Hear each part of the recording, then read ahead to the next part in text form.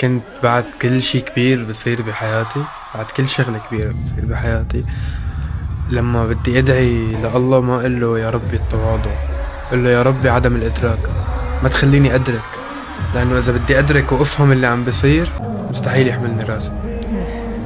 فكنت عم بدعي اني ما افهم، بكفي اللي حوالي اللي بوثق فيهم يفهموا ويوجهوني صح. انا ما بدي افهم، انا اتركني عبد الرحمن، لانه بمجرد ما فهمت مستحيل يحملني راسي. بتصير بهذا المجال وبظرف سنة أو سنتين بتصير أشياء كتير كبيرة.